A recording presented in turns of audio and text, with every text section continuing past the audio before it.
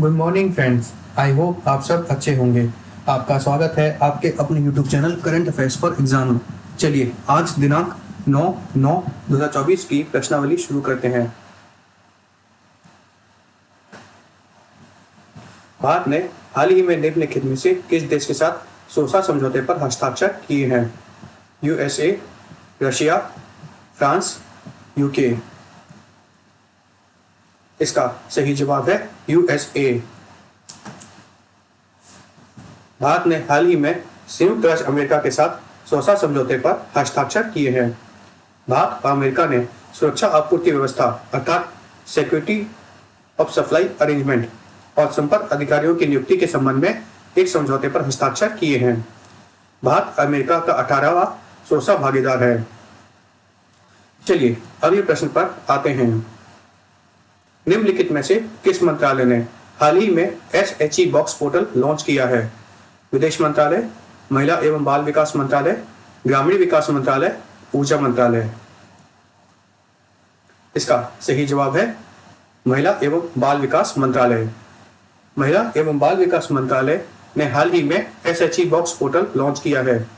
यह कार्यस्थल पर महिलाओं के यौन उत्पीड़न की शिकायतों को दर्ज करने और निगरानी करने के लिए एक केंद्रीकृत मंच है। चलिए अगले प्रश्न पर आते हैं। विश्व फिजियोथेरेपी दिवस हर वर्ष कब मनाया जाता है?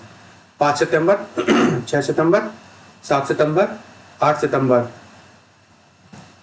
इसका सही जवाब है 8 सितंबर। विश्व फिजियोथेरेपी दिवस हर साल 8 सितंबर को मनाया जाता है।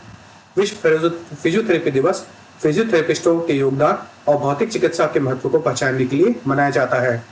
यह दिन 1991 में इस देश पेशे की स्थापना के स्मरण में मनाया जाता है।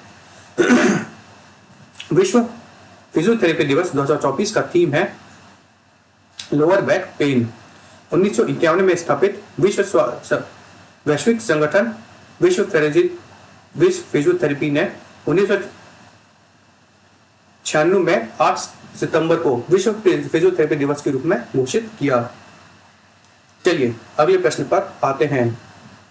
हाल ही में भारत और निम्नलिखित में से किस देश ने नई दिल्ली में 12वीं नौसेना स्टाफ वार्ता आयोजित की है?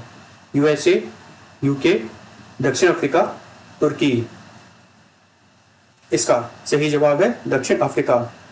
हाल ही में भारत और दक्षिण अफ्रीका ने नई दिल्ली में 12वीं भारत दक्षिण अफ्रीका नौसेना स्टाफ वार्ता की आयोजित किया है। चलिए अगले प्रश्न पर आते हैं।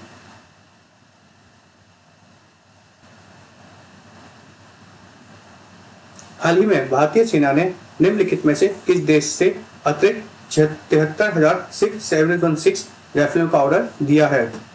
यूके, दक्षिण अफ्रीका, तुर्की, यूएसए।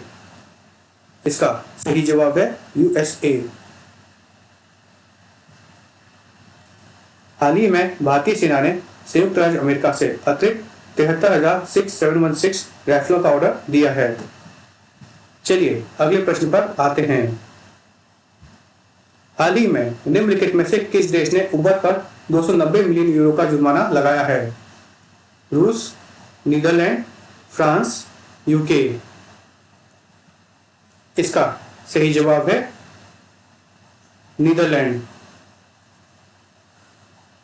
हाल ही में नीदरलैंड ने उबर पर 290 मिलियन यूरो का जुर्माना लगाया है।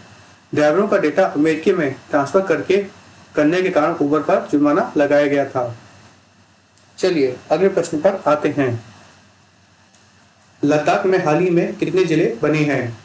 4, 5, 6, 7। इसका सही जवाब है 5।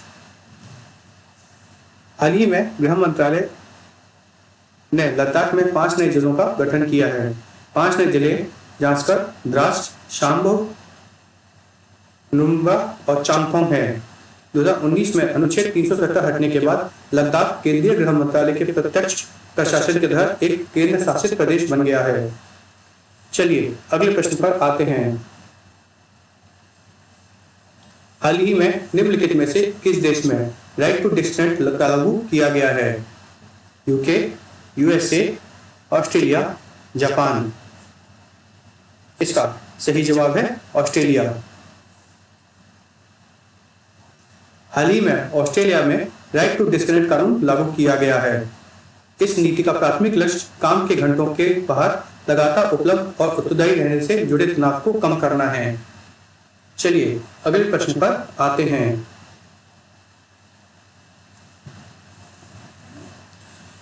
आर श्रीधर को निम्नलिखित में से किस देश की पुरुष टीम राष्ट्रीय टीम के लिए सहायक कोच नियुक्त किया गया है? अफगानिस्तान, यूएसए, नेपाल, भूटान। इसका सही जवाब है अफगानिस्तान। आर श्रीधर को अफगानिस्तान देश की प्रमुख पुरुष राष्ट्रीय टीम के लिए सहायक कोच नियुक्त किया गया है। चलिए अगले प्रश्न पर आते हैं। हाल ही में बीपीसीएल ने निम्नलिखित में से किस राज्य में पहाड़ियों के पुनर्नवीनीकरण के लिए ड्रोन के माध्यम से हवाई बीजारोपण शुरू किया है? राजस्थान, पंजाब, हरियाणा, बिहार। इसका सही जवाब है बिहार। हाल ही में बीपीसीएल ने बिहार में पहाड़ियों पर वनीकरण के लिए ड्रोन के माध्यम से हवाई बीजारोपण शुरू किया है। इसका उद्देश्य राज्य के हरित आवरण को बढ़ाना है। इस परियोजना को अरण्याक नाम दिया गया है, जिसमें राज्य के 3 प्रमुख वन क्षेत्रों में 50 हेक्टेयर को कवर करते हुए 1 लाख सीड बॉल को तैनाती की जाएगी। फ्रेंड्स, आज का सेशन यही समाप्त होता है। आपको हमारा सेशन कैसा लगा कमेंट करके बताइएगा तथा लाइक एवं सब्सक्राइब अवश्य कीजिएगा। धन्यवाद।